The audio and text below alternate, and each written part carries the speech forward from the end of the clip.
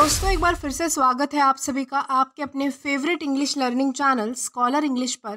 मेरा नाम है दीपिका कुमावत और मैं इस चैनल पर वेरियस कॉम्पिटिटिव एग्जाम्स के लिए इंग्लिश सब्जेक्ट टीच करती हूँ। तो बेसिकली आज के इस वीडियो में हम डिस्कस करने जा रहे हैं द हिंदू एडिटोरियल का वोकैब एनालिसिस। आशा करती हूँ कि आप इन सेशंस के साथ रेगुलरली जुड़ रहे हैं और इनका बेनिफिट भी उठा रहे हैं, क्योंकि इन सेशंस का मकसद है आपकी वोकैब पावर को और ज़्यादा इन्हांस करना। और ये जो वोकैब सेशंस है, ये बैंक, एसएससी, रेलवे, यूपीएससी या फिर किसी भी कॉम्पिटिटिव एग्ज़ाम के लिए इक्वली बहुत ही ज़्यादा इम्पॉर्टेंट है। तो चलिए और ज़्यादा देर ना करते हुए बढ़ते हैं हमारे वोकैब शो की तरफ और जानेंगे कि आज का हमारा सबसे पहला वर्ड कौन सा है। तो हमारा सबसे पहला वर्ड है रिवर्बरेटेड। रिवर्बरेटेड का मतलब होता है प्रभाव डालना, निरंतर और गूंजने वाला प्रभाव होना, उसे कहा जाएगा रिवर्बरेटेड। और ये हमारे पास पार्ट्स ऑफ स्पीच में वर्ब है, यानी कि क्रिया है। सिनोनिम इसका होता है इम्पैक्ट, यानी कि प्रभाव डालना, किसी को प्रभावित करना।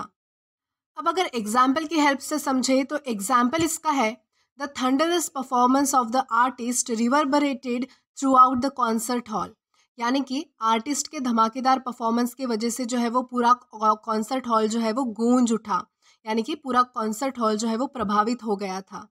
इस कॉन्टेक्स्ट में हम जो है वो रिवर्बरेटेड इस वर्ड का अलग अलग सेंटेंसेस में यूज़ कर पाएंगे। देन इसी के साथ हम आगे चलेंगे हमारे नेक्स्ट वर्ड की ओर और जानेंगे कि हमारा अगला वर्ड कौन सा है।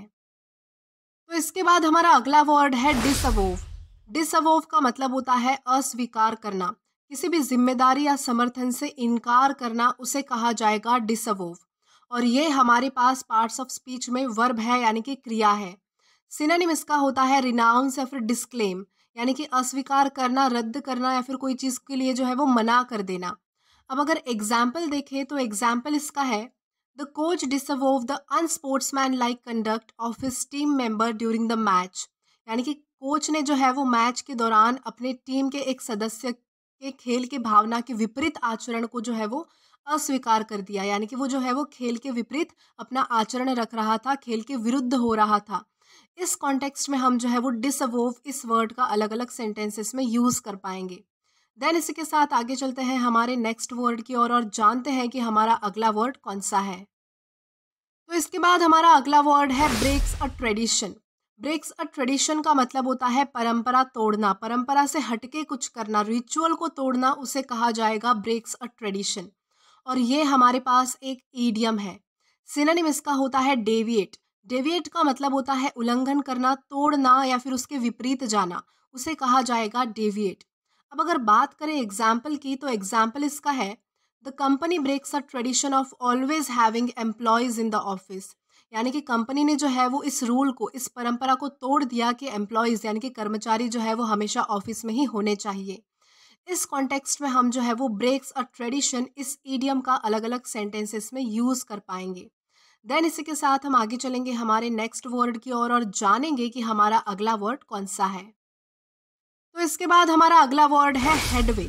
हेडवे का मतलब होता है प्रगति करना, उन्नति करना, किसी काम में जो है वो प्रोग्रेस करना, आगे की ओर बढ़ना, उसे कहा जाएगा हेडवे। और ये हमारे पास पार्ट्स ऑफ स्पीच में नाउन है। सिनोनिम इसका होता है प्रोग्रेस या फिर एडवांस, यानी कि प्रगति करना, उन्नति करना, विकास करना। अब अगर बात करें एग्जाम्पल की तो एग्जाम्पल इसका है the construction crew is making headway on the apartment. यानी कि जो कंस्ट्रक्शन क्रू है, जो कंस्ट्रक्शन टीम है, वो जो है वो अपार्टमेंट बनाने को लेकर जो है वो प्रोग्रेस कर रही है, उन्नति कर रही है, प्रगति कर रही है। इस कॉन्टेक्स्ट में हम जो है वो हेडवे इस वर्ड का अलग अलग सेंटेंसेस में यूज़ कर सकते हैं। देन इसी के साथ हम आगे चलते हैं हमारे नेक्स्ट वर्ड की ओर। तो इसके बाद हमारा अगला वर्ड है ट्रांस अटलांटिक। ट्रांस अटलांटिक का मतलब होता है अटलांटिक, यानी कि अटलांटिक ओशन से related, usually Britain and US से रिलेटेड, उसे कहा जाएगा ट्रांस अटलांटिक। जो भी चीज़ें अटलांटिक ओशन के पास आती है, उनसे रिलेटेड होती है, उसे कहा जाएगा ट्रांस अटलांटिक, यानी कि रिलेटेड टू अटलांटिक ओशन और ब्रिटेन एंड यूएस। ये हमारे पास पार्ट्स ऑफ स्पीच में एग्जेक्टिव है, यानी कि विशेषण है। सिनोनिम इसका होता है अटलांटिक, यानी कि रिलेटेड टू अटलांटिक ओशन।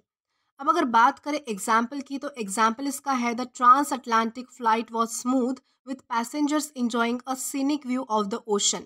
यानी कि जो ट्रांस अटलांटिक फ़्लाइट है, यानी कि जो अटलांटिक ओशन से होकर जो फ़्लाइट्स गुज़रती है वो बहुत ही ज़्यादा स्मूथ थी, यानी कि ट्रैवलिंग करने के लिए बहुत ही ज़्यादा अच्छी थी। और साथ ही साथ जो है वो उसमें एक फ़ायदा था कि पैसेंजर्स जो है वो ओशन का एक सीनिक व्यू जो है वो एन्जॉय कर सकते थे। तो इस कॉन्टेक्स्ट में हम जो है वो ट्रांस अटलांटिक इस वर्ड का अलग-अलग सेंटेंसेस में यूज़ कर सकते हैं। देन इसी के साथ हम आगे जाएँगे हमारे नेक्स्ट वर्ड की ओर और जानेंगे कि हमारा अगला वर्ड कौन-सा है।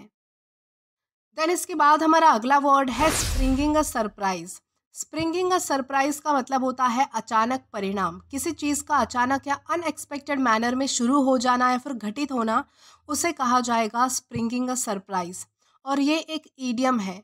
सिनोनिम इसका होता है कॉज सडनली, यानी कि अचानक कोई काम होना, यानी कि किसी काम का होना, उसे कहा जाएगा कॉज सडनली, जो कि हमारे स्प्रिंगिंग अ सरप्राइज इस ईडियम का सिनोनिम है।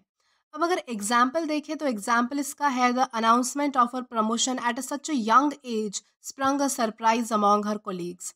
यानी कि इतनी कम उम्र में उसकी प्रमोशन की घोषणा ने उसके कोलीग्स के बीच जो है वो आश्चर्य पैदा कर दिया, यानी कि सबको चौंका दिया। इस कॉन्टेक्स्ट में हम जो है वो स्प्रिंगिंग अ सरप्राइज इस ईडियम का अलग अलग सेंटेंसेस में यूज़ कर पाएंगे। देन इसी के साथ आगे चलेंगे हमारे नेक्स्ट वर्ड की ओर और जानेंगे कि हमारा अगला वर्ड कौन सा है। तो इसके बाद हमारा अगला वर्ड है शाय away from. Shy away from का मतलब होता है टालना, किसी काम को डर की वजह से टालना। जब आप कोई काम कर नहीं पाते या फिर आपको करना नहीं होता है, तब आप बहुत सारे बहाने देते हो, या फिर आपकी कोई पर्सनल प्रॉब्लम्स होती है, जैसे कि आपको डर लगता है, लैक ऑफ कॉन्फिडेंस होता है, उसके वजह से जब कोई काम टाला जाता है तो उस कॉन्टेक्स्ट में जो है वो शाय अवे फ्रॉम का यूज़ किया जाता है। और ये हमारे पास एक फ्रेजल वर्ब है। सिनोनिम इसका होता है अवॉइड, यानी कि टालना। अब अगर बात करें एग्जाम्पल की तो एग्जाम्पल इसका है many people shy away from public speaking due to lack of confidence. यानी कि बहुत सारे लोग जो है वो पब्लिक स्पीकिंग से, यानी कि सबके सामने बोलने से जो है वो डरते हैं, लोगों के सामने बोलने से डरते हैं, क्योंकि उनके अंदर जो है वो कॉन्फिडेंस की कमी होती है, उनके अंदर कॉन्फिडेंस नहीं होता है। तो इस कॉन्टेक्स्ट में हम जो है वो शाय अवे फ्रॉम इस फ्रेजल वर्ब का अलग अलग सेंटेंसेस में यूज़ कर पाएंगे। देन इसी के साथ हम आगे चलेंगे हमारे नेक्स्ट वर्ड की ओर और जानेंगे कि हमारा अगला वर्ड कौन सा है। तो इसके बाद हमारा अगला वर्ड है ride out the storms. Ride out the storms का मतलब होता है सहन करना, यानी कि डिफ़िकल्ट सिचुएशन में भी सरवाइव करना, उसे सहन करके आगे निकलना, उसे कहा जाएगा राइड आउट द स्टॉर्म्स। और ये हमारे पास पार्ट्स ऑफ स्पीच में ईडियम है। सिनोनिम इसका होता है एंड्योर या फिर परसिस्ट, यानी कि सहन करना। अब अगर बात करें एग्जाम्पल की तो एग्जाम्पल इसका है our family has always been able to ride out the storms of life together.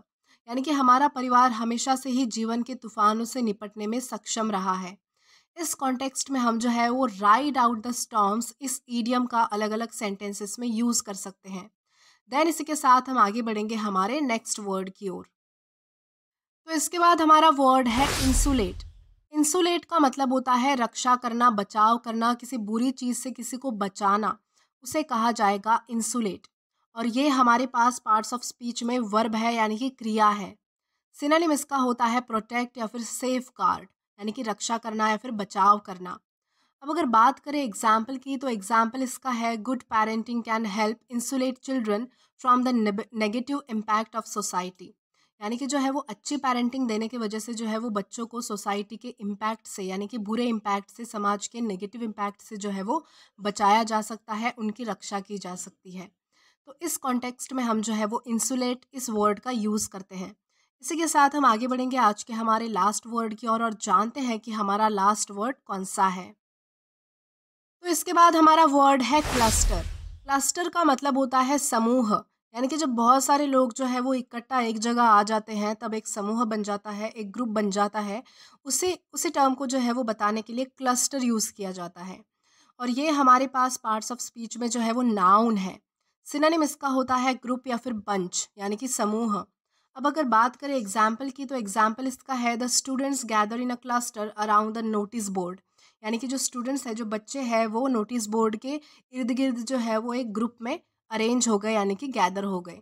इस कॉन्टेक्स्ट में हम जो है वो क्लस्टर इस वर्ड का अलग अलग सेंटेंसेस में यूज़ कर सकते हैं।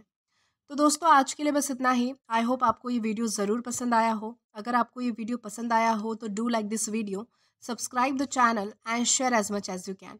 और अगर आपने इससे पहले वाला वीडियो नहीं देखा है तो आप यहाँ पर क्लिक करके वो पहले वाला वीडियो भी देख सकते हैं। Till then keep learning. Thank you.